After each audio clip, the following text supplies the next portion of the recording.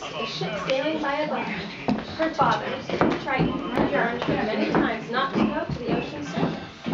He thought humans were dangerous. Do you think humans are dangerous? No. But Ariel was fascinated by them. She even had a secret grotto where she kept a collection of human-made treasures, such as candlesticks and pitchers.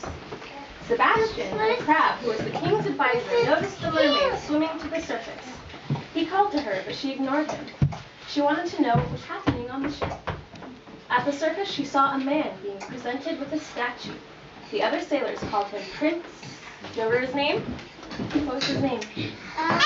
That's right. Ariel sighed. The prince was incredibly handsome, and the statue looked just like him. Suddenly, the clouds in front of the moon thickened. A strong wind blew across the ocean and lightning crackled in the sky.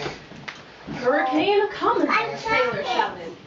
Waves washed over the deck, and the ship was tossed on the sea. Lightning struck the main mast and set it crashing to the deck in flames. Soon, the whole ship was on fire. Then it exploded, and Prince Eric was thrown overboard. Ariel swam toward the wreck. She had to find the prince and save him. She spotted him floating on a plank of wood. Just then, he slipped off the board and sank beneath the waves. Ariel dived after him and used all her strength to pull him to the surface. See it there for me?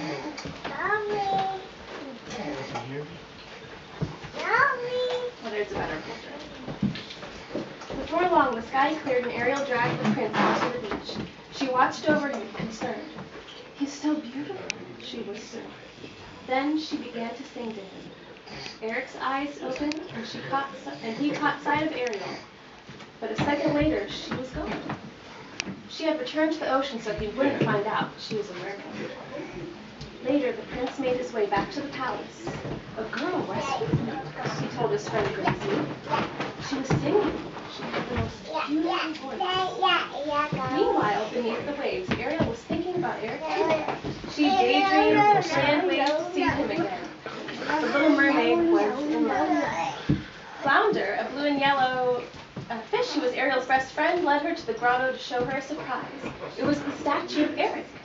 "Oh, Flounder," Ariel cried, "you're the best."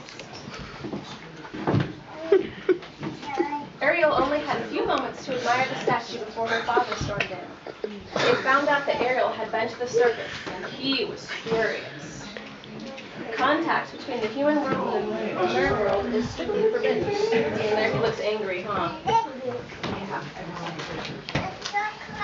King Triton lifted his trident and took aim at the human objects. "Daddy, no!" Ariel cried.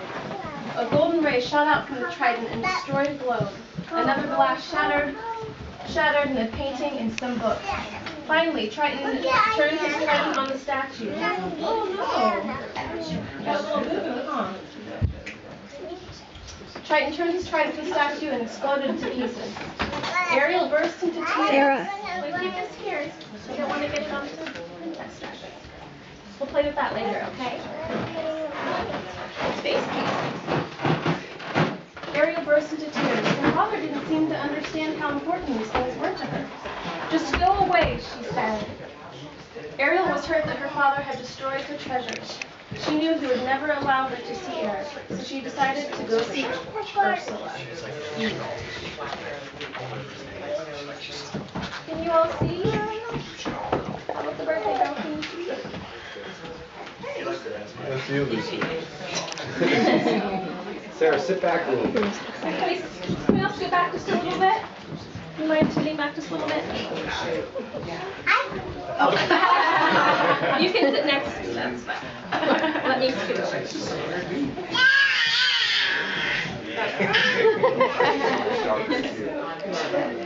Ursula made a bargain with the mermaid. She would give Ariel legs for 3 days.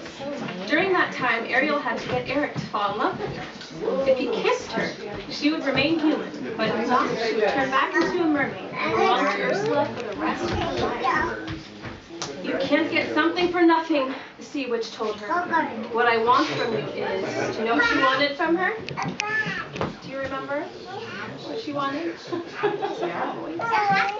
Yeah, look, he looks happy there, huh? So does Ariel. Ursula took Ariel's voice and put it in her shell necklace. The mermaid would have to get Eric to kiss her without even speaking to him. Now human, Ariel swam to the beach. Her friend Scuttle the seagull found a ship's sail and some rope and made her a dress. Soon, Eric discovered her. "You seem very familiar to me," he said. "Have we met?" For a moment, Eric thought she had rescued him from the shipwreck, but then he realized she was unable to speak. "Then you couldn't be who I thought," he said, disappointed. But he took Ariel back to his castle anyway. She tried to adjust to life on the land, and everything was so strange. She combed her hair with a fork and accidentally blew soot all over Grimsby with the pipe. Eric couldn't help but laugh. Grimsby was glad to see the prince enjoying himself. "You know, Eric, perhaps our young guest might enjoy seeing some of the sights of the kingdom," he suggested. "It's not a bad idea." The prince turned to Ariel. "Well, what do you say? Would you like to join me on a tour of my kingdom?" She nodded happily. It was like a dream come true. The next morning, the two of them set off in the royal carriage. Ariel was thrilled. The world around her was so exciting and new. She and Eric stopped for a puppet show in town. Ariel got a new hat, 2 loaves of bread, boots, and some flowers. A few hours later, they climbed back into the carriage. After Eric had been driving a while, Ariel took the reins. She snapped them sharply, and the horse took off.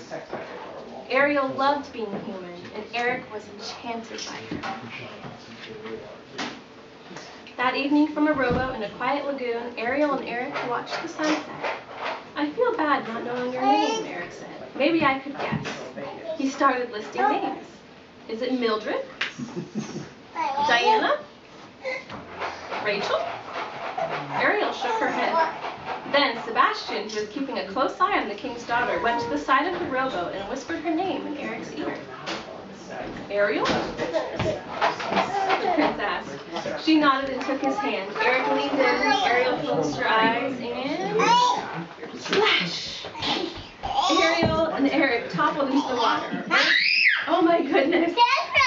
I know, those evil little guys right there. Ursula had sent her pet eels to overturn the boat, the sea which would do whatever she could to keep the two from kissing. "Whoa, hang on, I got you." Eric pulled Ariel back into the boat, but the romantic moment had passed. That night, Eric heard the voice of the girl who rescued him. He went to find her, and soon he had. She was named Vanessa, but the girl was really Ursula in disguise. She was using Ariel's voice to trick the prince into falling in love with her. By the next morning, word spread around the kingdom. Eric was getting married to Vanessa. Ariel watched heartbroken as the wedding ship set sail. Not only would she never kiss Eric, but tonight he would marry another girl. Then her friends brought terrible news. They had discovered that Vanessa was really Ursula.